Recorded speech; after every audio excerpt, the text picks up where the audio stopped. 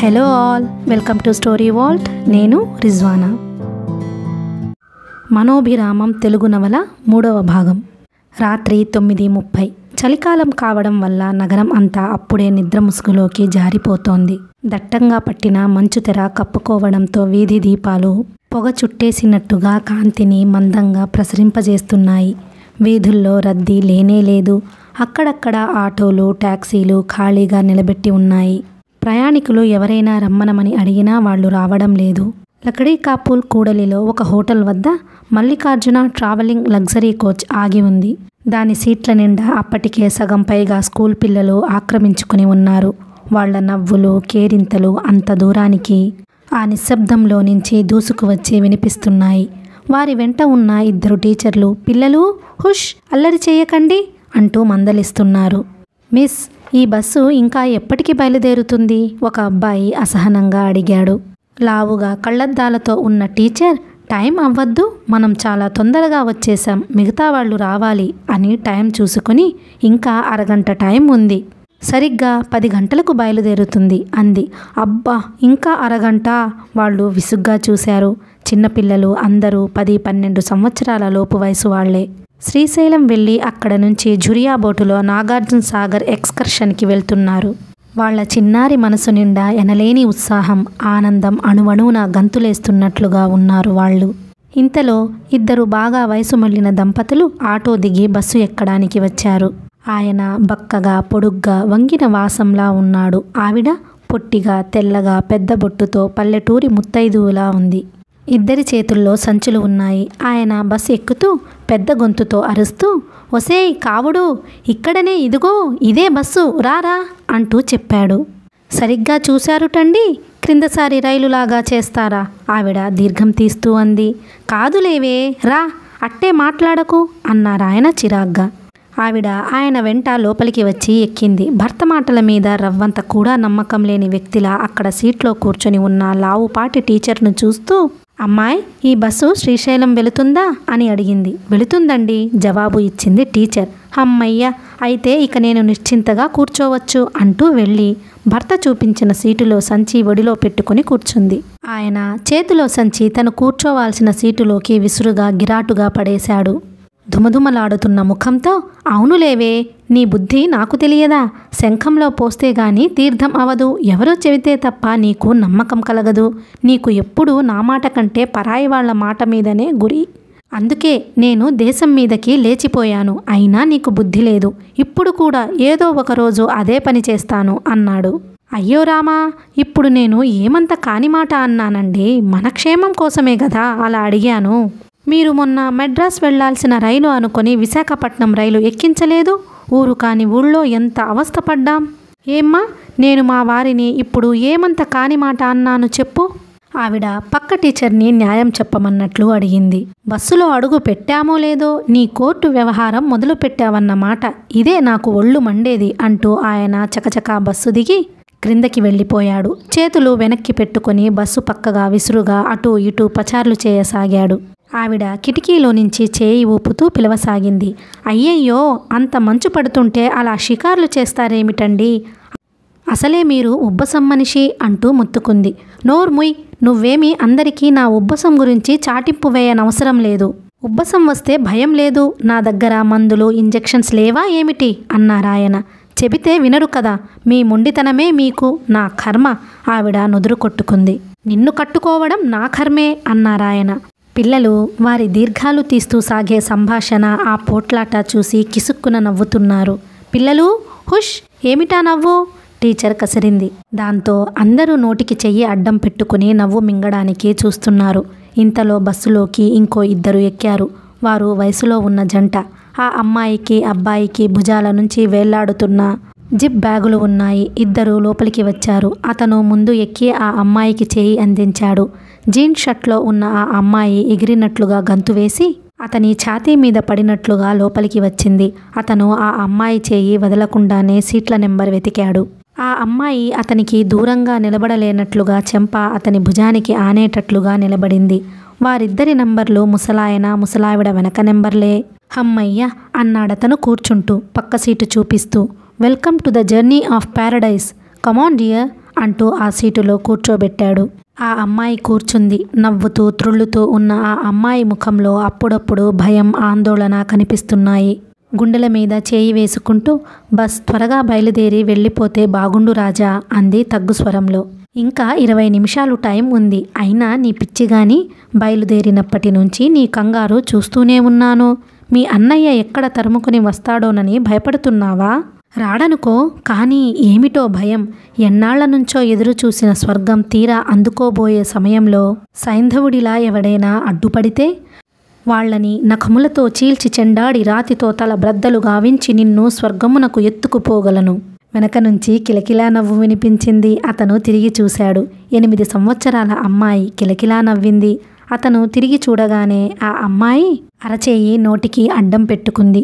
చేయి వెనక నవ్వే నోరు దాచిన కళ్ళల్లో నవ్వు పొంగుతూనే ఉంది. పిల్ల ముద్దుగా కడిగిన ముత్యంలా తేటగా ఉంది. Hello baby, what is your name అన్నాడతను. పప్పి, వాట్ ఏ స్వీట్ నేమ్. ఆ అమ్మాయి ఆ పొగడ్తకి సిగ్గుపడిపోయింది. పేరు కాదు, నువ్వు కూడా బ్యూటీవే, నిజం అన్నాడు. అతని పక్కన ఉన్న సుమతి అతన్ని మోచేత్తో డొక్కలో పొడిచింది. ఏమిటి అన్నాడతను. నేనిక్కడ భయంతో చచ్చిపోతుంటే నువ్వు పక్క వాళ్లతో కబుర్లు చెబుతున్నావా అంది కినుకుగా. ఏం చెయ్యమంటావు చెప్పు, ఏమైనా కబుర్లు చెప్పు, భయం గుర్తురాదు. తియ్యటి కబుర్లా? అతను చుట్టూ భయం నటిస్తూ చూశాడు.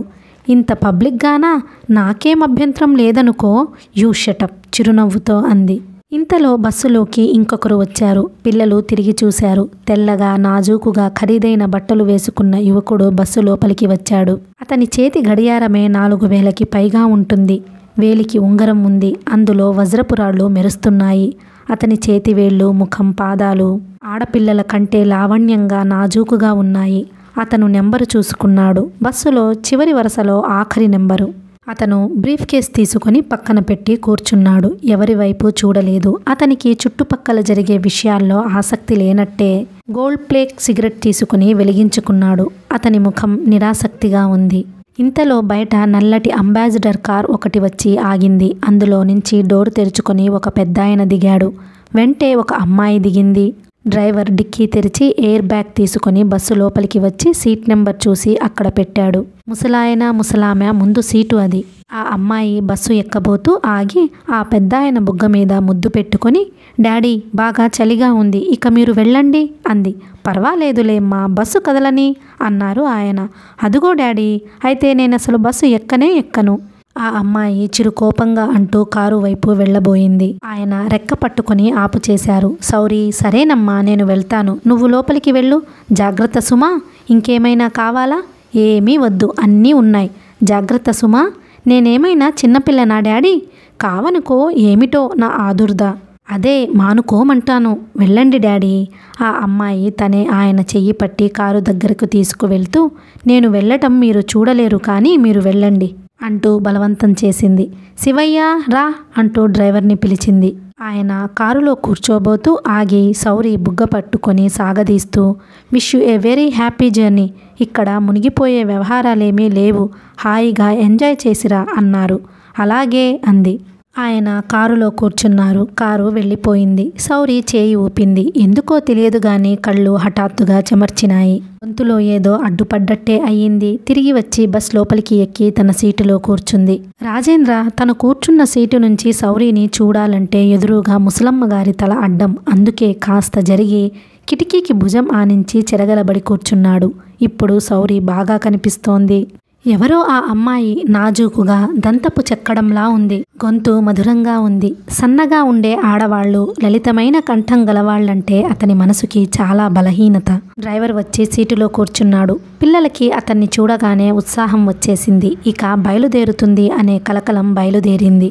ఇంతలో ఆదరాబాదరాగా ఒక పెద్దాయన బస్సు ఎక్కాడు. ఆయన వయస్సు 50 సంవత్సరాల పైనే ఉంటుంది.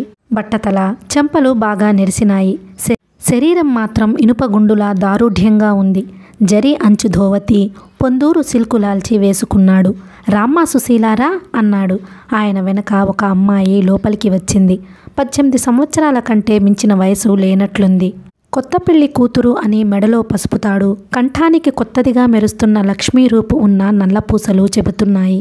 సుందరం బాబాయ్, క్రింద అరిసెల బుట్ట అంది. ఆ కంఠంలో మొహమాటం, మాటల్లో, చూపుల్లో, నడకలో సిగ్గు. నాకు గుర్తుందమ్మా, కొత్త కాపురానికి తీసుకెళుతున్నాను. అరిసెలు చలిమిడి ఉంచిన బుట్ట మర్చిపోయానంటే మీ అమ్మ నన్ను బ్రతకనిస్తుందా? నా ప్రాణం కన్నా అవి ముఖ్యం అంటూ క్రిందకి వెళ్ళి తాటాకు బుట్ట తెచ్చి లోపల పెట్టాడు. వారిద్దరూ సౌరి కూర్చున్న ముందు సీట్లో కూర్చున్నారు. ఆ అమ్మాయి సిగ్గు చూస్తుంటే సౌరికి తమాషాగా అనిపించింది. పెళ్లి అనగానే ఆడపిల్లలు ఎందుకలా సిగ్గుపడిపోతారు? సిగ్గుపడాలి అని తల్లులు తెలియకుండానే నూరిపోస్తారా? ముసలాయన కూడా అప్పటికే లోపలికి వచ్చి కూర్చున్నాడు. ఏమండి, చలేస్తోందా? అంది భార్య. నువ్వు నాతో మాట్లాడకు, ఆయన కసిరాడు. బస్సు ఇక బయలుదేరబోతోంది. కండక్టర్ తలుపు వేయబోతుంటే ఆఖరి నిమిషంలో వచ్చాడు ఒక పొడుగాటి వ్యక్తి. అతను బస్సు కమ్మీ పట్టుకుని సునాయాసంగా ఎక్కి లోపలికి వచ్చాడు. పిల్లలందరూ అతన్ని చూస్తున్నారు. అతను జేబులో నుంచి టిక్కెట్ తీసి కండక్టర్కి చూపించాడు. అతను సౌరి పక్కన ఖాళీగా ఉన్న సీటు చూపించాడు. అతను అక్కడికి వెళ్ళి కూర్చున్నాడు. పక్క సీటులోకి వచ్చి కూర్చుంటున్న వ్యక్తిని యథాలాపంగా చూసిన సౌరి నిటారుగా అయ్యింది. అతను ఎవరో కాదు, యశస్వి. ఒక్క నిమిషం ఇద్దరూ మౌనంగా రెప్పవాల్చకుండా చూసుకున్నారు. యశస్వి కూర్చున్నాడు. సౌరి ముఖం తిప్పుకుంది. బస్సు బయలుదేరింది. పిల్లలు ఓ అంటూ అరిచారు సంతోషంగా. కండక్టర్ హచ్ అని తుమ్మాడు. రామరామ, ముసలాయన చెవులు మూసుకున్నాడు. వెంటనే లేచి చెయ్యెత్తి అరుస్తూ, ఇదిగో కండక్టర్ గారు, బస్సు ఒక్క నిమిషం ఆపు చేయండి అన్నాడు. డ్రైవర్ ఆపు చేయలేదు. మాకిలాంటి నమ్మకాలేమీ లేవులేండి, అయినా మా వాడి తుమ్ము చాలా మంచిది అన్నాడు. నాది జలుబు ముక్కులేండి, భయపడకండి అన్నాడతను. మళ్ళీ తెచ్చిపెట్టుకుని తుమ్మాడు. అంతా ఆ సర్వేశ్వరుడి దయ, మన చేతుల్లో ఏముంది అంది కావుడమ్మగారు. సౌరి సీటులో నుంచి లేచింది. ఆ ముసలాయనని అర్థింపుగా చూస్తూ, తాతగారు, మీరు కాస్త ఆ సీటుకి వెళతారా అంది. ఓ, ఆయన ఉత్సాహంగా వెంటనే లేచాడు. భార్య చెయ్యి అడ్డంగా పెట్టి ఆయనని వెళ్ళనీయలేదు. ఆవిడ సౌరికి దండం పెడుతూ, అమ్మా, మేం ఇద్దరం 4 ఏళ్ల నుంచి దూరంగా ఉన్నాం. మొన్ననే కలిశాం. ఆ మల్లికార్జున స్వామి వారికి తలనీనాలు ఇవ్వడానికి వెళుతున్నాం. ఇద్దరం విడివిడిగా కూర్చోవడం నాకిష్టం లేదు తల్లి అంది. ఇదిగో కావుడు, ఆయన కళ్ళెర్రజేశాడు. సౌరికి ఆవిడ ముఖంలో కనిపించిన భావం ఏమిటో గాని, సారీ మా అమ్మగారు అని వెనక్కి తిరిగి వెళ్ళి తన సీట్లో కూర్చుంది. ఇంకెవరినైనా అడగడం సిగ్గు అనిపించింది. అయినా పక్కన కూర్చుంటే సరిపోతుందా? మనసు 1000 మైళ్ళ దూరం ఉన్నప్పుడు. సౌరికి చాలా కోపంగా ఉంది. యశస్వి ఈ బస్సుకి శ్రీశైలం వెళుతున్నట్లు తమకి ఎవరికీ తెలియదు. బహుశా తాను వెళుతున్నానని తెలిసి తెలియకుండా దాచి ఉంటాడు. ఏం తెలివి! ప్రయాణం చేయని తనకేం? మిగతా అందరితో పాటు అతను. ఇంతలో లైట్లు తీసేశారు. వీడియోలో సినిమా మొదలైంది. అందరూ నిశ్శబ్దంగా అయిపోయారు. బస్సు రివ్వున వెళుతోంది. అద్దాలు దించేశారు. లోపల అందరూ సినిమా చూడడంలో నిమగ్నులైపోయారు. బయట ఏం జరుగుతుందో ఎవ్వరికీ ఇక తెలిసే అవకాశం లేనట్టయింది. దాదాపు 6 గంటల తర్వాత బస్సు వెళుతూనే ఉంది. అప్పటికే 2 సినిమాలు పూర్తి అయినాయి. రెండో సినిమా మొదలవగానే దాదాపు పిల్లలందరూ నిద్రలోకి ఒరిగిపోయారు. టీచర్లిద్దరూ కూడా తలలు వెనక్కి ఆనించి నిద్రపోతున్నారు. ముసలాయన వెనక్కి మెడ జారేసి నోరు తెరిచి పెద్దగా గుర్రు పెడుతున్నాడు. సౌరి కళ్ళు మూసుకొని వెనక్కి జారగిలపడి కూర్చుంది. వెనక ముసలాయన గుర్రు, పక్కన యశస్వి కూర్చున్నాడనే చిరాకు సౌరిని గాఢ సుషుప్తిలోకి వెళ్ళనీయడం లేదు. నిద్ర మెలకువ కాని స్థితిలో ఉంది. సుశీల తల నిద్రలో పినతండ్రి భుజం మీదకి ఆనిపోయింది. సుమతి రాజేంద్ర ఒడిలో తల పెట్టుకుని పసిపిల్లలా గారంగా పడుకుంది. అతను సుమతి భుజం మీద తల ఆనించి పడుకున్నాడు. చివరి సీటులో ఉన్న శరత్ ముందు సీటుకి మోచేయి ఆనించి తల దించుకున్నాడు. అతను నిద్రపోతున్నాడో మెలకువగా ఉన్నాడో ఆ దైవానికే తెలియాలి. ఉన్నట్టుండి బస్సు స్లో అయి ఆగిపోయింది. డ్రైవర్ బస్సు ఆపు చేసి తలుపులు తీసుకుని దిగి వెళ్ళి 5 నిమిషాల తర్వాత తిరిగి వచ్చాడు. పడుకొని నిద్రపోతున్న కండక్టర్ని ఒరేయ్ జగ్గు జగ్గు అని పిలవసాగాడు. ఏమైంది? యశస్వి లేచి అడిగాడు. ఎదురుగా ఏమిటో నీళ్లు వస్తున్నాయి సార్, వాగు అని నాకు అనుమానంగా ఉంది. ఒరేయ్ జగ్గు! అతని అరుపుకు అందరూ ఉలిక్కిపడి లేచారు. వచ్చేసిందా శ్రీశైలం? టీచరు అడిగింది. లేదు అన్నాడు యశస్వి. మరి బస్సు ఆగిందేమిటి? డ్రైవర్ ఏదో నీళ్లు అంటున్నాడు. పిల్లలు మినహా అందరూ లేచారు. డ్రైవర్, కండక్టర్ దిగి వెళ్లారు. యశస్వి కూడా లేచి వెళ్ళాడు. డ్రైవర్ బ్యాటరీ లైట్ వేసి చూపించాడు. చూడండి సార్, ఈ నీళ్లు వాన నీళ్లు కాదు, వాగు అని నా నమ్మకం. ఆ పరుగులు చూడండి అన్నాడు. అవును నిజమే, నీళ్లు అతివేగంగా పరుగులు తీస్తూ వచ్చేస్తున్నాయి. హైదరాబాద్ దాటిన తర్వాత కర్నూలు వరకు అడపాదడపా చినుకులు పడ్డాయి. తర్వాత సన్నటి జల్లు వచ్చింది పోయింది. మధ్య మధ్యలో వానపడి వెలిసినట్లుగా రోడ్డు మీద నీళ్లు కనిపించాయి అన్నాడు. ఏమైందండి? కిటికీలో నుంచి ముసలాయన తల బయట పెట్టి గట్టిగా అడిగాడు. డ్రైవర్ ఆయనకు సమాధానం చెప్పలేదు. పైన ఆకాశంలో ఉరుములు వినిపిస్తున్నాయి. మెరుపులు మెరుస్తూ ఒక్కసారి ఆ ప్రదేశం అంతా వెలుగుమయం చేసి వెంటనే చిమ్మ చీకటి చేస్తున్నాయి. శ్రీశైలం ఎంత దూరం ఉంది? మైలురాయి నేను సరిగ్గా చూడలేదు అని డ్రైవర్ టైం చూసుకున్నాడు. దగ్గరికి వచ్చేశాం, ఇంకా గంటన్నర ప్రయాణం చేస్తే వెళ్ళిపోతాం అన్నాడు. వాళ్ళు వెనక్కి తిరిగారు. నీళ్లు ఇంత క్రితం కంటే ఎక్కువ వేగంగా వస్తున్నాయి. బస్సు చుట్టూ పాయలుగా ప్రవహిస్తూ పరుగులు తీస్తున్నాయి. డ్రైవర్ బ్యాటరీ లైటుతో ఆ నీళ్లు చూపిస్తూ, సందేహం లేదండి, ఇది వాగే. పైన ఎక్కడో కొండ మీద బాగా వాన పడ్డట్టుంది. చూశారా? ఇంత క్రితం దారపోగుల్లా సన్నగా ఉన్న ఈ నీళ్లపాయలు ఎంత బలిసినాయో. మనం కాసేపు ఆగడం మంచిది. ఈ వాగులు చాలా డేంజర్ సార్ అన్నాడు. యశస్వి తల ఊపాడు. వాన చినుకులు చిటపట రాలడం ప్రారంభమైనాయి. యశస్వి డ్రైవర్ బస్సు దగ్గరికి వచ్చేసరికి నీళ్లపాయలు జోరుగా ప్రవహిస్తుండడంతో బస్సు ఊగడం ప్రారంభించింది. ఒరే జగ్గు, త్వరగా రా! డ్రైవర్ అరిచాడు. జగ్గు పరిగెత్తుకు వచ్చాడు. వెనక చాలా స్లోప్ ఉంది. చక్రాల క్రింద రాళ్లు పెట్టాలి. త్వరగా చూడు. జగ్గు బస్సు లైట్ల వెలుతురులో రాళ్లు వెతికి తెచ్చాడు. యశస్వి 2-3 మోసుకు వచ్చి ఇచ్చి సాయం చేశాడు. నీళ్లు రాను రాను ఎక్కువ అవుతున్నాయి. లాభం లేదు సార్, బస్సులో వాళ్ళని దిగేయమనండి అన్నాడు. జగ్గు వెళ్ళి చెప్పాడు. టీచర్లు నిద్రలో ఉన్న పిల్లల్ని వీపుల మీద చరిచి లేపారు. సామాను అన్నారు ఎవరో. సామాను ఉండనీయండి, పర్వాలేదు, చప్పున దిగిరండి డ్రైవర్ అరిచాడు. అందరూ ఎలా ఉన్నవాళ్లు అలాగే సామానేమీ తీసుకోకుండానే దిగి వచ్చేశారు. ఎదురుగా ఎత్తుగా ఉంది. అందరూ బస్సు లైట్ల కాంతిలో అటు నడిచారు. ఈ ఆడవాళ్లు, పిల్లలు, పెద్ద వాన వచ్చేట్లుందే, ఇప్పుడేం చేయడం అన్నారు సుందరంగారు. అడవి, ఈదురుగాలి, పైనుంచి తల మీద టపటపా వాన చినుకులు. ఇంతలో పెద్దగా మెరుపు మెరిసింది. ఎడం వైపున ఏదో బోర్డు కనిపించింది, మాయమైంది. ఇక్కడేదో బోర్డు ఉంది అన్నాడు యశస్వి. డ్రైవర్ని అడిగి బ్యాటరీ లైట్ తీసుకుని ఇప్పుడే వస్తాను అంటూ పరుగున వెళ్ళాడు. అతని వెంట డ్రైవర్ కూడా వచ్చాడు. బ్యాటరీ లైట్ వేసి చూశారు. ఫారెస్ట్ గెస్ట్ హౌస్ 1/2 కిలోమీటర్ దూరం అని బాణం గుర్తు వేసి చూపిస్తున్న బోర్డు మేకు ఒకటి జారిపోయి వ్రేళ్లాడుతోంది. డ్రైవర్ అన్నాడు. సార్, వాన వచ్చేటట్లుంది. వీళ్ళందరినీ అక్కడికి చేరిస్తే తడవకుండా ఉంటారు అన్నాడు. యశస్వి తల ఊపాడు. డ్రైవర్ బ్యాటరీ లైట్ వేసి తోవ చూపిస్తుంటే అందరూ అటు నడిచారు. మట్టి రోడ్డులో వాడకం లేనట్టు కచ్చాగా ఉంది. దోవ బాగా అడవిలోకి మెలికలు తిరిగి ఉంది. ఎలాగైతేనేం అక్కడికి చేరారు. అక్కడ ఇల్లు అయితే ఉంది గాని దాని వాలకం చూస్తే వాడకం లేనట్లుగా ఉంది. చెట్లు దుబ్బలుగా పెరిగినాయి. తాళం కూడా తుప్పు పట్టే ఉంది. అప్పటికే వాన బాగా మొదలయ్యింది. ఇప్పుడెలా అన్నాడు డ్రైవర్. యశస్వి వెళ్ళి రాయి తెచ్చి దానితో తాళం పగలగొట్టాడు. తుప్పు పట్టిందేమో, రావడానికి కష్టమే అయ్యింది. తలుపు తెరిచి లోపలికి వెళ్లారు. లోపల బల్లలు, కుర్చీలు తప్ప ఇంకేం సామాన్లు లేవు. ముందు గదిలో ఒకటే బల్బు ఉంది. అది వెలిగింది. సరే, మీరు ఇక్కడే ఉండండి, నేను వెళతాను. బస్సు చూసుకోవాలిగా, దాని నిండా మీ సామాన్లు ఉన్నాయి. ఈ వాగులు ఎక్కువసేపు ఉండదులేండి. 1 గంట 2 గంటల్లో తీసేస్తాయి. కాస్త తగ్గగానే నేను వచ్చి చెబుతాను. అసలు ఇంకో గంటలో తెల్లారిపోతోంది. భయపడాల్సిందేమీ లేదు అని చెప్పి డ్రైవర్ వెళ్ళిపోయాడు. నేను అప్పుడే చెప్పానా? ఆ కండక్టర్ సన్యాసి తుమ్మాడు. ఆపవయ్యా అని. నా మాట విన్నారా? నాకు తెలుసు, నేను అనుకుంటూనే ఉన్నాను. ముసలాయన మొత్తుకున్నాడు. అందరూ నిలబడ్డారు. ఎవరి వాళ్లతో వాళ్ళు కబుర్లు చెప్పుకుంటున్నారు. ఒక పిల్లాడు చప్పట్లు చరుస్తూ, భలే భలే, ఇంగ్లీష్ సినిమాలా ఉంది అన్నాడు.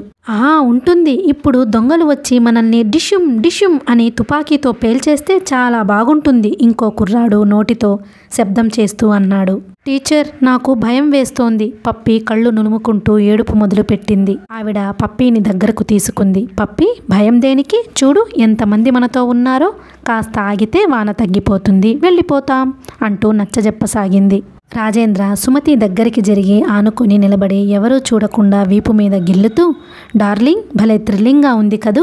కేవలం మన కోసమే ఇలా జరిగినట్లుగా ఉంది.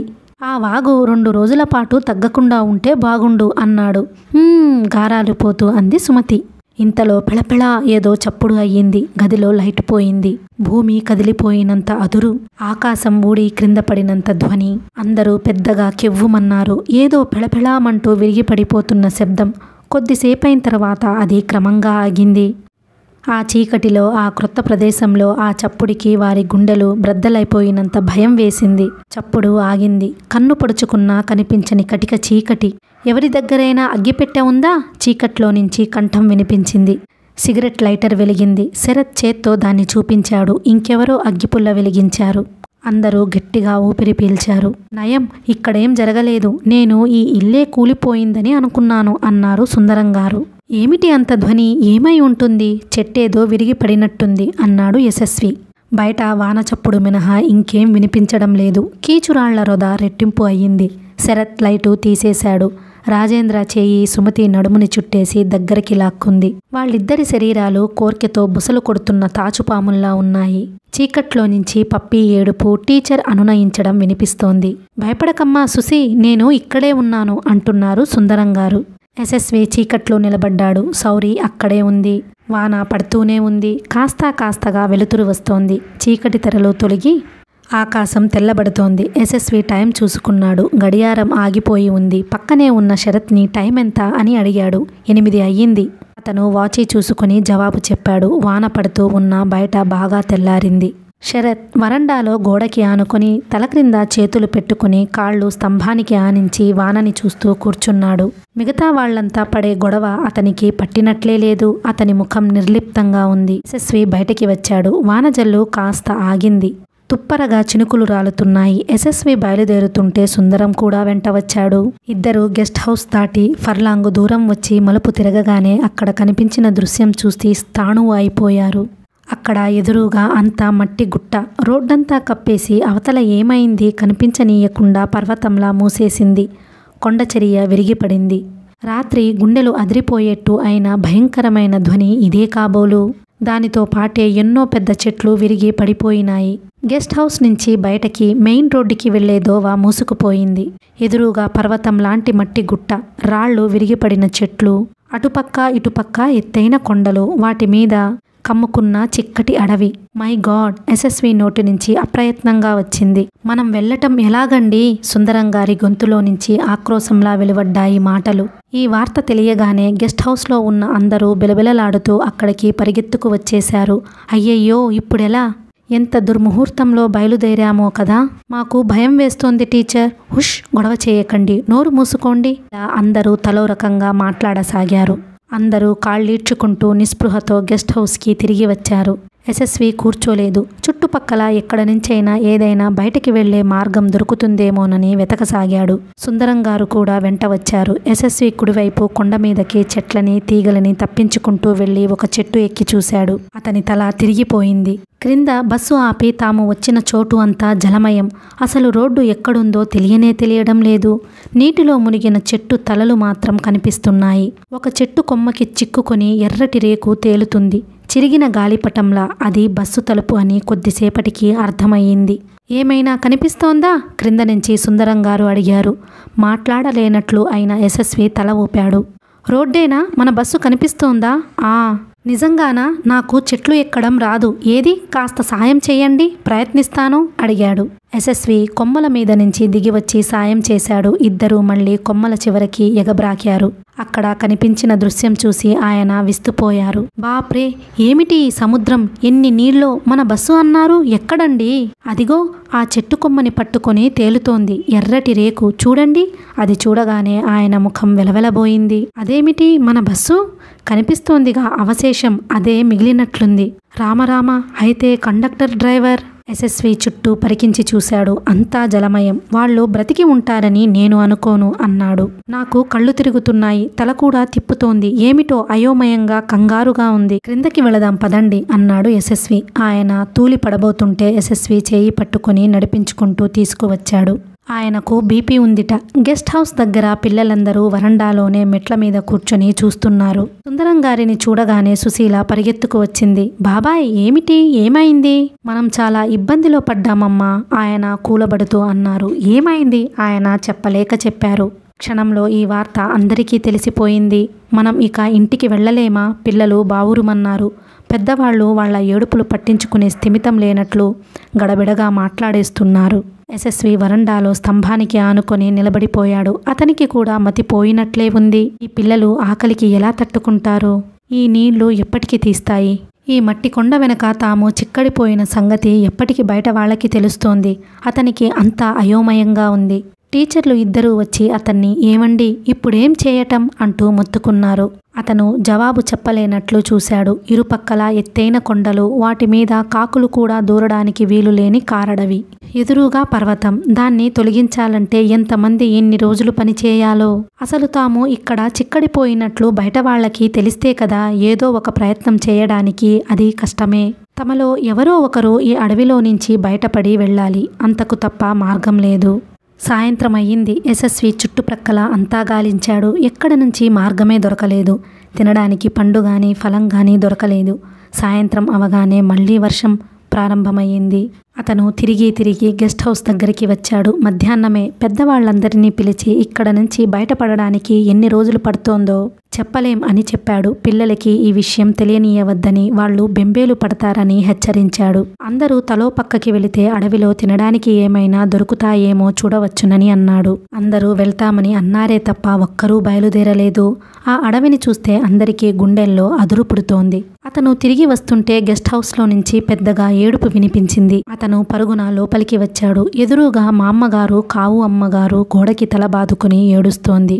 పక్కన గోడకి చెరగిలబడి కూర్చొని ముసలాయన ఉన్నాడు. ఆయనకి ఉబ్బసం వచ్చేసింది. ఎగరొబ్బతో గుండెలు ఎగిరెగిరి పడుతున్నాయి. మందులు, ఇంజెక్షన్స్ బస్సులో ఉండిపోయినాయి. బస్సుతో పాటు అవి కూడా పోయినాయి అని తెలియగానే ఆయన గాబరా పడ్డాడు. దానితో ఉబ్బసం వచ్చేసింది అన్నాడు సుందరంగారు. ముసలాయన ఏడుస్తున్న భార్య వైపు దీనంగా చూస్తూ, కావుడు అయిపోయింది, నా పని అయిపోయింది, నాకు మందులు లేవు.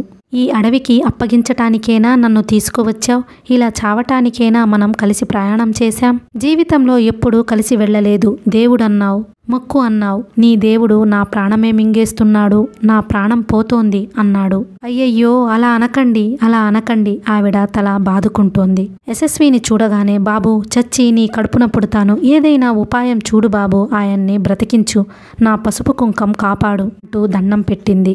యశస్వి ఆయనని చూశాడు. ఆయనకి వచ్చిన ఉబ్బసం తెర కంటే దగ్గర మందులేదే అనే భయము ఎక్కువ కంగారు పెడుతున్నట్లుగా అనిపించింది.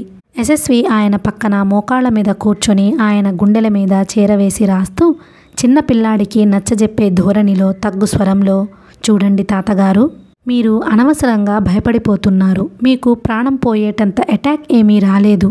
చల్లగాలికి కాస్త తేడా చేసింది అంతే. మీరు దగ్గర మందు లేదే అని హడలిపోతున్నారు. కాస్త ధైర్యం తెచ్చుకోండి. ముందు ఆ కంగారు పడడం మానేయండి. మందు లేకపోయినా నాకు తగ్గుతుంది అనుకోండి. మీరు ఉబ్బసానికంటే భయానికి ఎక్కువ లొంగిపోతున్నారు. ఆదుర్ద మానేసి రిలాక్స్ అవ్వండి. నా ప్రాణం అసలు ఎలా పోతోందో నేను చూస్తాను అనుకోండి అంటూ నచ్చజెప్పసాగాడు. తగ్గు స్వరంలో నచ్చజెబుతున్నట్లుగా ఉన్న అతని మాటలు, ధైర్యం చెబుతున్నట్లున్న ఆ చేతుల స్పర్శ ఆయన మీద మెల్లగా మందు పనిచేసినట్టే ప్రభావం చూపించసాగాయి. అని మూలుగుతూనే అతని మాటలకి కొట్టసాగారు. యశస్వి ఆయన చెయ్యి పట్టుకుని అలాగే కూర్చున్నాడు. కొద్దిసేపటికి ఆయన ఉబ్బసం నిజంగానే కాస్త ఉపశమనం కలిగింది. ఎగరొప్ప కొద్దిగా తగ్గింది. దగ్గర మందు లేదు, డాక్టర్ రాడు అనే విషయాలు మొదట చాలా కంగారు పెట్టేసినా నా ప్రాణం పోకూడదు అని ఆయన మొండిగా ధైర్యం తెచ్చుకోవడంతో కాస్త బాధ తగ్గింది. మా నాయనే, మా తండ్రే, నా మొదటి సంతానం పురిట్లోనే పోయాడు. వాడు తప్పక నువ్వే అయి ఉంటావు. ఈ జన్మ ఎత్తి మళ్ళీ మాకు సాయం చేశావు నాయనా. కావు అమ్మగారు యశస్వి దగ్గరికి వచ్చి ముటికలు నివిరుస్తూ పిచ్చిగా మాట్లాడుతూ తన ఆనందం ప్రకటించసాగింది. పిల్లలందరూ కాసేపు ముసలాయన చేసిన ఈ గొడవతో ఆకలి మర్చిపోయి చూస్తూ కూర్చున్నారు. వాళ్ళకి మళ్ళీ ఆకలి గుర్తుకు వచ్చింది. టీచర్, ఆకలి వేస్తోంది అంటూ ఏడుపు ప్రారంభించారు. నేనేం చెయ్యన్రా, నేనేం మంత్రగత్తెనా, మంత్రం చదివి భోజనం తెప్పించటానికి అంటూ కసిరింది. ఆవిడ కసరడంలో ఏమీ తప్పు లేదు. ఆవిడకి కూడా వాళ్ళు అలా అడుగుతుంటే చాలా బాధగానే ఉంది. కానీ ఏం చేయటం, ఇది తీర్చలేని బాధ. ఆ దేవుడే కనికరించి మార్గం చూపించాలి. పిల్లలందరూ శోష వచ్చినట్లు నేల మీద ఎక్కడ పడితే అక్కడ పడుకున్నారు. యశస్వికి జాలి, బాధ కలిగినాయి. గంటలు గడిచాయి. చీకట్లు మూసుకు వచ్చినాయి. లైట్ లేదు. ఎక్కడి వాళ్ళు అక్కడే చొప్పకట్టల్లా పడి ఉన్నారు. శరత్ వరండాలో పిట్టగోడ మీద కూర్చుని అలాగే నిద్రపోతున్నాడు. నాకు భయం వేస్తోంది బాబాయ్ అంది సుశీల. భయం ఎందుకమ్మా, పక్కన నేనుంటే. సుశీల చీకట్లో ఆయన దగ్గరికి జరిగి కూర్చుంది. భయపడకు, ఇక్కడ మనకి ఆకలితో శోష తప్ప ఇంకెలాంటి ప్రమాదం లేదు. ఆయన సుశీలని బుజ్జగిస్తూ తడమబోతుంటే తగలరాని చోట చెయ్యి తగిలింది. ఆయన ఒళ్ళు జల్లుమంది. సుశీల అవతలికి జరిగి కూర్చుంది. పిల్లలు నిద్రపోయారు. అందరూ పడుకున్నారు. పెరటి వైపు వరండాలో నుంచి చిన్నగా మాటలు వినిపిస్తున్నాయి. రా, ఇక్కడ పాములు వస్తాయేమో అంటోంది సుమతి. రావు, నువ్వు మాట్లాడకు, వాళ్లకు వినిపిస్తుంది అతను గుసగుసగా అన్నాడు. యశస్వి చెవులకి ఆ మాటలు వినిపిస్తూనే ఉన్నాయి. బస్సు ఎక్కినప్పటి నుంచి చూస్తూనే ఉన్నాడు. ఆ ఇద్దరు ఒకరిని ఒకరు శారీరకంగా ముట్టుకోకుండా ఉండలేకపోతున్నారు. ఒకరి మీద ఒకరు ఒదిగి కూర్చుంటారు. అంతటా నిశ్శబ్దం. అతనికి నిద్రమత్తు వచ్చింది. కళ్ళు మూతలు పడ్డాయి. యశస్వికి నిద్రలో హఠాత్తుగా మెలకువ వచ్చింది. కళ్ళు తెరిచి చూశాడు. ఇప్పుడు గెస్ట్ హౌస్ అంతా కటిక చీకటిగా లేదు. గుడ్డి వెలుతురు కనిపిస్తోంది. దానికి కారణం ఏమిటా అని చూశాడు. బయట చిరువెన్నెల పలకరింపుగా చెట్ల మీద వరండా దిగువన దోబూచులాడుతోంది. వరండా పిట్టగోడ మీద ఎవరో కూర్చుని ఉన్నారు. అతను పూర్తిగా మెలకువ తెచ్చుకొని చూశాడు. ఆ కూర్చున్న వ్యక్తి సౌరి. మోకాళ్ల మీద తలదించుకొని కూర్చుంది. అతను ఇక్కడకు వచ్చిన అన్ని గంటల్లో సౌరి, అతను ఇద్దరూ ఒకరివైపు ఒకరు చూసుకోలేదు. ఇద్దరూ బాగా తెలిసిన వ్యక్తులే, కానీ మనసుల్లో అపరిచితుల కంటే దూరం. సాటి ప్రయాణికులందరితోనూ సౌరి కలుపుగోలుగా మాట్లాడుతూనే ఉంది. అతనితో మాత్రం మాట్లాడలేదు. అతని ముఖం కూడా చూడనట్లు ప్రవర్తిస్తోంది. అతను నిట్టూర్చాడు. సౌరికి తన మీద ఎందుకంత కోపం? తనేం చేశాడని ఈ విధంగా పరాయి వాళ్లలా కూర్చున్నారని తెలిస్తే యజ్ఞనారాయణ గారు ఇద్దరిని మీకు బుద్ధి ఉందా లేదా అంటూ తలవాచేలా చివాట్లు వేస్తారా? ఇంతలో కావు అమ్మగారు లేచింది. పెరటివైపు వెళ్ళిన ఆవిడ రామరామ అంటూ తిరిగి వచ్చింది. ఏమైంది? ముసలాయన అడిగాడు. ఆ వరండాలో ఆ పిల్లాడు ఒళ్ళు మరిచి నిద్రపోతున్నారు. నిద్రపోతే నీకేమిటి? నాకేం లేదండి, వాళ్ళు ఒకళ్ళ మీద ఒకరు పడి నిద్రపోతున్నారు అంది గుసగుసగా. యశస్వికి ఆ మాటలు వినిపించాయి. తెల్లవారింది. వాన తగ్గిపోయింది. చెట్లు, తీగలు, భూమి అంతా నీళ్లు ఒడుతున్నట్లుగా తడిగా ఉన్నాయి. ఆకాశం మాత్రం ఇంకా మబ్బు పట్టే ఉంది. ఇక్కడికి వచ్చి అప్పుడే 24 గంటలు అయ్యింది. ఎవ్వరూ పచ్చి మంచినీళ్లు తాగలేదు ఇంతవరకు. యశస్వికి కూర్చుని విసుగు పుడుతోంది. అతను లేచి కొండకి దిగువగా నీళ్లు ఒడ్డున నడవసాగాడు. అతని దృష్టి నీటిలో తేలుతున్న వస్తువు మీద యథాలాపంగా నిలిచింది. వెంటనే అతని కళ్ళు పెద్దవి అయినాయి. అది పెద్ద జామకాయ. ఒకటి కాదు, 2-3 నీటి మీద తేలి వస్తున్నాయి. అతను నీళ్లలోకి దిగాడు. 1-2 చేతికి అందినాయి. మరో 2-3 అందినట్లే ఆశపెట్టి కాస్తలో తప్పిపోయి నీళ్ల జారు వెంట వెళ్ళిపోయినాయి. అతని ప్రాణం ఉసూరుమంది. పైవాలు నుంచి నీళ్లల్లో కలిసి ఇంకా చాలా వస్తున్నాయి జామపళ్ళు ఎన్నో. అతను షర్ట్ వడిగా చేసుకొని అందినవన్నీ పట్టుకొని వడి నింపుకున్నాడు. 1 వంతు మాత్రం అందినాయి. మిగతావి 3వ వంతులకి పైగా అతనికి అందకుండా ఏడిపిస్తూ దూరంగా వెళ్ళిపోయినాయి. అతను వాటిని తీసుకుని గెస్ట్ హౌస్కి తిరిగి వచ్చాడు. పిల్లలందరూ నీరసంగా భూమికి కరుచుకున్నట్లు పడుకొని ఉన్నారు. ఆడవాళ్లు ఇల్లు శుభ్రం చేస్తున్నారు. పిల్లలు రండి, జామకాయలు తెచ్చాను అన్నాడు. అందరూ దిగ్గున లేచి కూర్చున్నారు. తినటానికి అనేసరికి ప్రాణం లేచి వచ్చింది. యశస్వి వడిలో జామకాయలు చూడగానే దిగ్గున లేచి నాకు అంటూ పరిగెడుతూ వచ్చారు. అతని మీద పడి లాక్కోబోయారు. ఆగండి యశస్వి ఆపు చేశాడు. అంకుల్, నాకు ఇవ్వవా? అంకుల్, ఆకలి అంకుల్, ప్లీజ్. అందరూ అతని మెడ మీద, భుజాల మీద, వడిలోనూ పడిపోయారు. అందరికీ ఇస్తాను, అందరూ ఆగాలి. నేను చెప్పినట్లు వింటేనే ఇస్తాను. ముందు అందరూ నా మీద నుంచి లేచి అలా నిలబడండి. అతని నోటిలో నుంచి మాట శాంతం రాకుండానే అందరూ బుద్ధిమంతుల్లా అతనికి దూరంగా చేతులు కట్టుకుని నిలబడ్డారు. ఇద్దరు వెళ్ళి అదిగో అక్కడ ఆ పెద్ద చెట్టుకున్న ఆకులు కోసుకురండి పురమాయించాడు.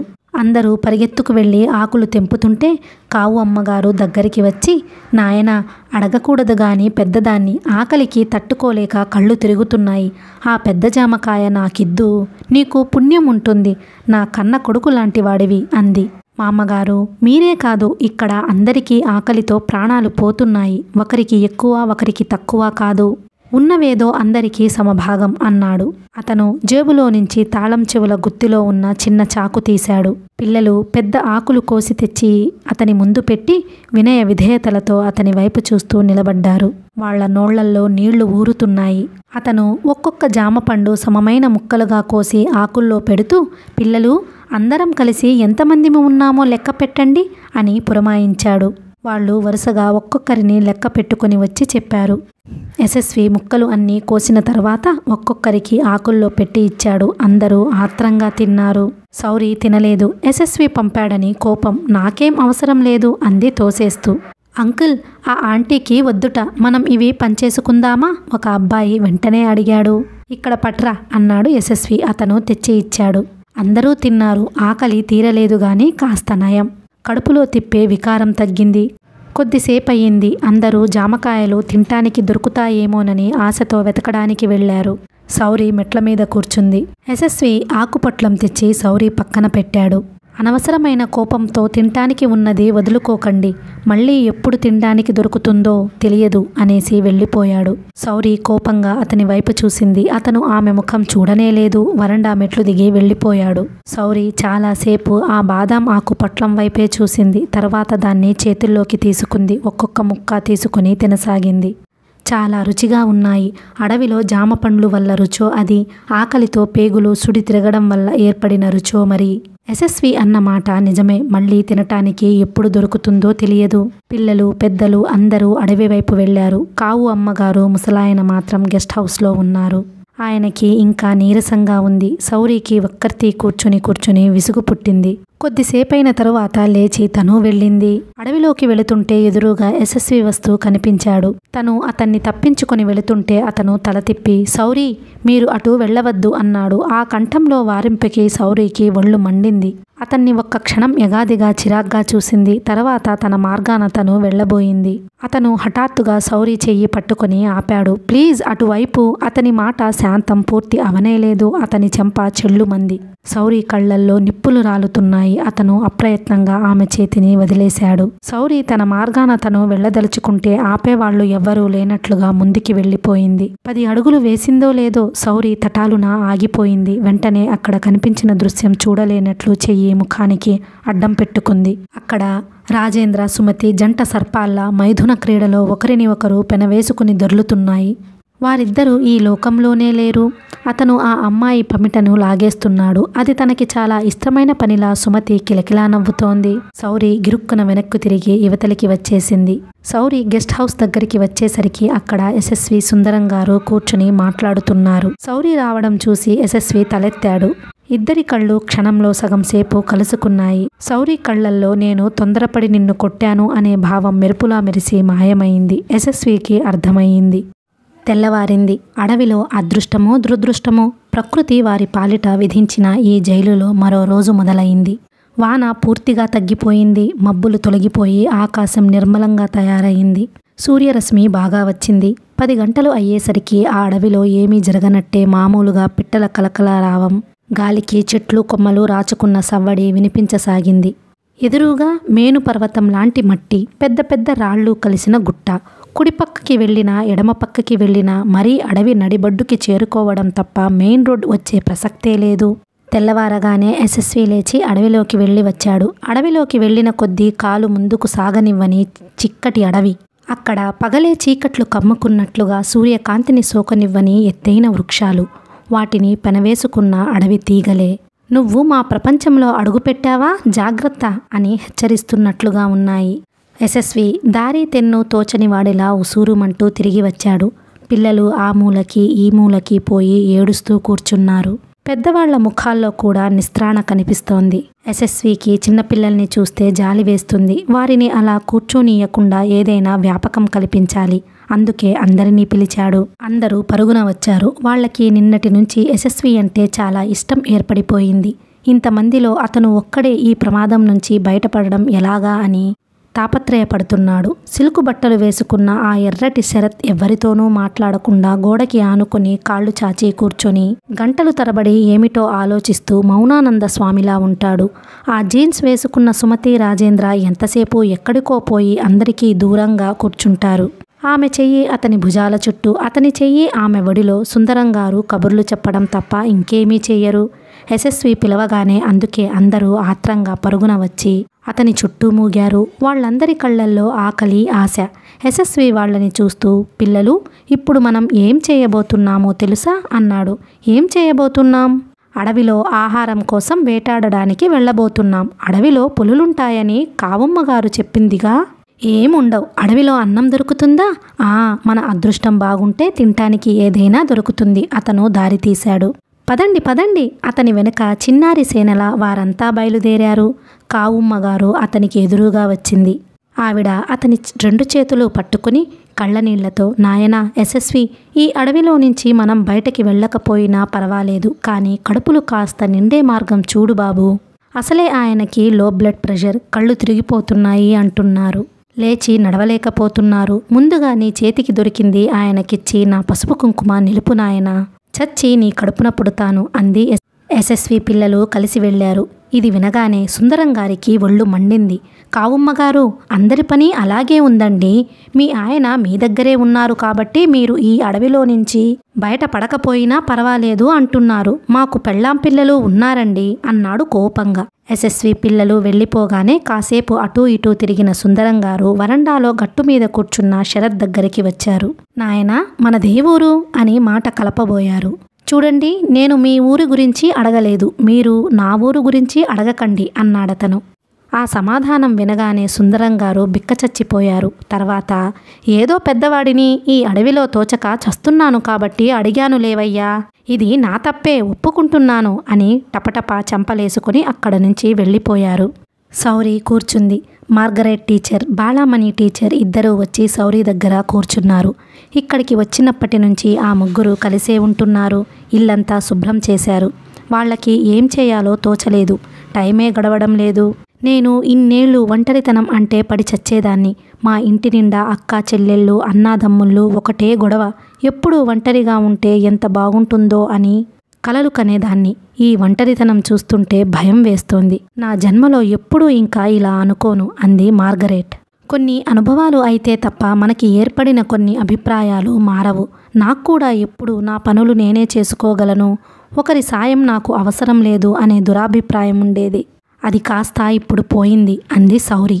నేను ఎప్పటికీ ఇక్కడ నుంచి బయటపడతానో. 20వ తేదీన నా మ్యారేజ్ అంది బాలామణి దిగులుగా. అందరూ ఎందుకు ప్రయాణమై వచ్చామా అని దిగులు పడుతున్నారు. సౌరి ఆలోచనలు పరిపరి విధాలా పోతున్నాయి. ఈ పాటికి డాడీకి తను ఎక్కిన బస్సు శ్రీశైలం చేరుకోలేదని తెలిసే ఉంటుంది. ఆయన ఎంత గొడవ చేస్తున్నారో. అసలే హై బీపీ గల మనిషి. ఆయన మిగతా లౌకిక వ్యవహారాల్లో ఎంత గుండె నిబ్బరంగా ఉంటారో తన విషయం వచ్చేసరికి అంత పిరికివారు అయిపోతారు. కనీసం నేను బ్రతికే ఉన్నాను, క్షేమంగానే ఉన్నాను అని డాడీకి తెలిస్తే బాగుండు. సౌరికి తండ్రి విషయమే చాలా ఆందోళనగా ఉంది. ఈసరికి ఇంట్లో ఆయన ఎంత గలబా చేస్తున్నారో. ఇంటి నిండా పోలీసులు, డాక్టర్లు, తెలిసిన వాళ్ళు గుమిగూడి ఉండి ఉంటారు. సౌరికి ఏడుపు వస్తుంది. తనని మళ్ళీ కళ్ళారా చూడడం తప్ప ఆయనకి ఇక ఓదార్పు ఉండదు. ఇదేమిటి ఇలా అయ్యింది? జీవితం హఠాత్తుగా సమస్యల సాలెగూడులో చిక్కుకుపోయిందేమిటి? సౌరి ఇక కూర్చోలేకపోయింది. ఇలా కూర్చుంటే ఆలోచనలు తినేస్తున్నాయి. కణతలు పగిలిపోయేలా ఉన్నాయి. సౌరి మనసులో ఉప్పొంగుతున్న అలజడిని అదిమిపెట్టింది. గాంభీర్యం తెచ్చుకుంది. లేచి పమిట చెంగు భుజాల మీదుగా లాక్కుంటూ, టీచర్, మనం ఇలా కూర్చునే కంటే వెళ్ళి మనం కూడా ఏదైనా దోవగాని తినడానికి గాని దొరుకుతుందేమో వెతికితే నయం కదా అంది. అవునవును అంది మార్గరెట్. బాలామణి కూడా తల ఊపింది. ముగ్గురు అడవిలోకి యశస్వి వాళ్ళు వెళ్లిన వైపే కాకుండా వేరే వైపు నడిచారు. ఎంత దూరం నడిచినా కీచురాళ్ల రొద తప్ప ఇంకే దోవ కనిపించలేదు. తినడానికి అసలేమీ దొరకలేదు. నడిచి నడిచి కాళ్ళు పీకసాగాయి. లాభం లేదు. అడవి మరీ చిక్కగా అవుతోంది. మనం వెళ్ళిపోవటమే నయం అంది సౌరి. పక్కవాళ్లు మాట్లాడలేదు. సౌరి వెనక్కి తిరిగింది. అక్కడెవ్వరూ లేరు. వాళ్ళు ఎటో వెళ్ళిపోయారు. తను చూసుకోకుండా ఇటు వచ్చేసింది. సౌరి గబగబా వెనక్కి తిరిగి వచ్చేసింది. అక్కడ దోవ అంటూ లేదు. చెట్లు అన్నీ ఒకే మాదిరి ఉన్నాయి. సౌరి ఎంత దూరం నడిచినా గెస్ట్ హౌస్ కనిపించటం లేదు. ఎదురుగా 2 కొండరాళ్ల మధ్య నుంచి నీటిధార పడుతోంది. ఇది అసలు తను ఇంతవరకు చూడనేలేదు. తను వచ్చిన దోవ ఇది కానే కాదు. ఒక్క నిమిషం సౌరికి కంగారుగా అనిపించింది. బాలామణి టీచర్, మార్గరెట్ టీచర్ గొంతెత్తి అరిచింది. ఆమె కంఠమే ఆమెకి ప్రతిధ్వనిగా మారుమోగింది తప్ప వేరే సమాధానం రాలేదు. సౌరి ధైర్యంగా నిబ్బరం కోల్పోకుండా నడవసాగింది. తిరిగి తిరిగి కాళ్ళు నొప్పులు పుడుతున్నాయి. తూలి పడడంతో కాలి చెప్పు తెగిపోయింది. ఎత్తుమడమ కావడం వల్ల 2వ పాదంది కూడా తీసేసి వాటిని చేత్తో పట్టుకుని నడవసాగింది. టైం చూసుకుంది. గడియారం ఆగిపోయి ఉంది. టైం ఎంతయిందో కూడా తెలియడం లేదు. నడక ఒకటే నడక. ఆశతో ఎదురుగా కనిపించే చెట్ల వరస దగ్గరకి పరుగు తీస్తే వాటి వెనక ఇంకేదో చెట్ల వరస. కాళ్ళు నొప్పులు పుట్టసాగినాయి. సౌరి మనసులో మెల్లగా భయం చోటు చేసుకోసాగింది. ఇదేమిటి? తను ఈ అడవిలో దారి తప్పిపోలేదు కదా? ఎంతసేపైనా తన కోసం ఎవ్వరూ రాలేదేం? తను లేనట్లు అసలు వాళ్ళు గుర్తించారా? శౌరికి ధైర్యం సన్నగిల్లిపోయింది. అంతలోనే రోషం తెచ్చుకుంది. చీచ్చి, ఇదేమిటి? నేనేమైనా చిన్నపిల్లనా భయపడడానికి? ఇలాంటప్పుడే ధైర్యంగా ఉండాలి అని తనని తానే సముదాయించుకుంది. ఆకలేస్తుంది. అబ్బా, ఆకలి బాధ అంత భయంకరంగా ఉంటుందా? కాళ్ల నొప్పులు పీకేస్తున్నాయి. నడవడం చేతకాక ఒక రాయి మీద కూర్చుండిపోయింది. తన పిచ్చిగాని తన కోసం ఎవరు వస్తారు? ఇక్కడ తన తండ్రి ఉన్నాడా? నౌకర్లు ఉన్నారా? యశస్వి వచ్చాడేమో, కానీ ఎలా వస్తాడు? తను ఎప్పుడూ అతన్ని కించపరుస్తూనే ఉంది. నిన్న మరీను చెంపదెబ్బ కొట్టింది. ఆ అవమానం అతను మర్చిపోతాడా? క్షణంలో సగంసేపు అతని కళ్ళల్లో కస్సుమని లేచిన ఆగ్రహం తను చూడలేదా? అతను మెల్లగా దాన్ని నిభాయించుకున్నాడు.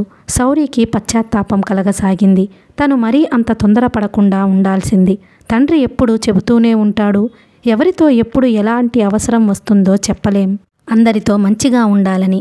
ఇది ఎలాంటి ఆపద సమయం? భద్రశత్రువునైనా మిత్రునిగా చేసుకుని కాలక్షేపం చేయాల్సిన వేళ ఇది. తను ఇలా ఈ అడవిలో చిక్కుకుపోయినట్లు తండ్రికి తెలిస్తే?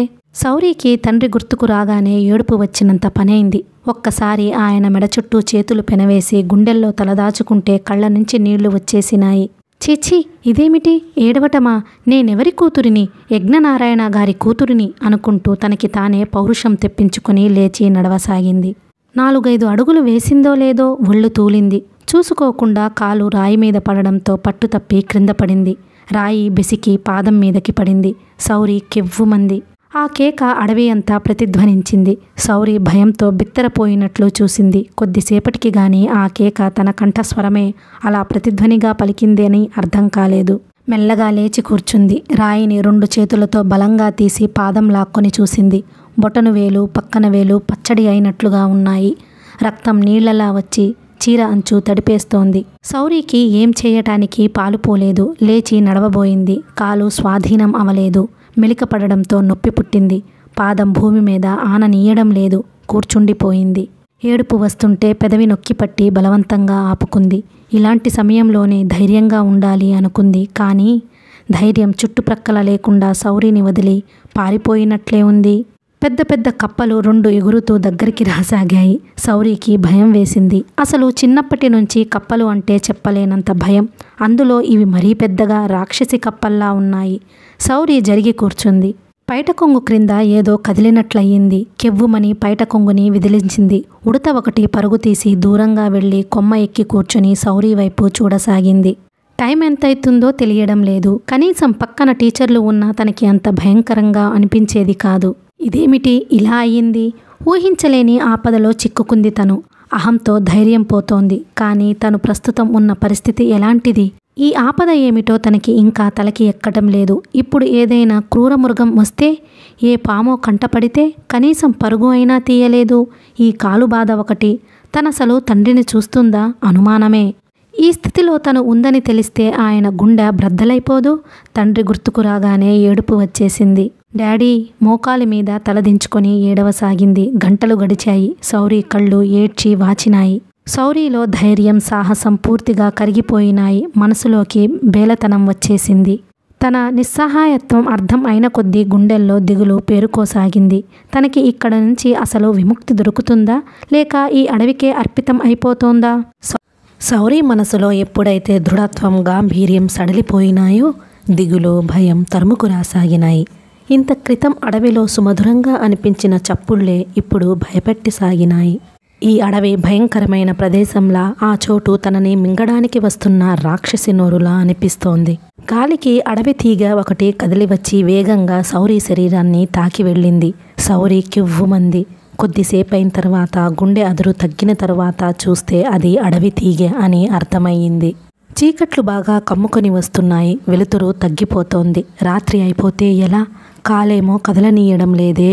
శౌరికి పూర్తిగా మనసు వశం తప్పింది. గదిలో కిటికీ తలుపులు వేసేటప్పుడు పొరపాటుగా గోరుకి కాస్త దెబ్బ తగిలితే తండ్రి ఎంత హడావిడి చేసేవాడు. నౌకర్లు ఎలా పరుగున వచ్చేవారు. ఇప్పుడు తన కాలికి ఇంత పెద్ద దెబ్బ తగిలింది. వేళ్ళు చితికాయి. తను నడవలేని స్థితిలో ఉంది. అయినా ఎవ్వరూ లేరు. తను దిక్కు మొక్కు లేని దానిలా ఈ అడవిలో. చిచి, తను అసలు ఈ ప్రయాణం ఎందుకు పెట్టుకుంది? ఏ శని తనని ఇలా బయలుదేరదీసింది? ఏదైనా క్రూరముఖం వస్తుందేమో అనే ఈ భయం కంటే అదేదో వచ్చేసి చప్పున తనని తినేస్తే బాగుండు. ప్రాణం పోతే ఇక బాధ తెలియదు, భయం తెలియదు, ఒంటరితనం ప్రసక్తే లేదు. కథ కొనసాగుతుంది.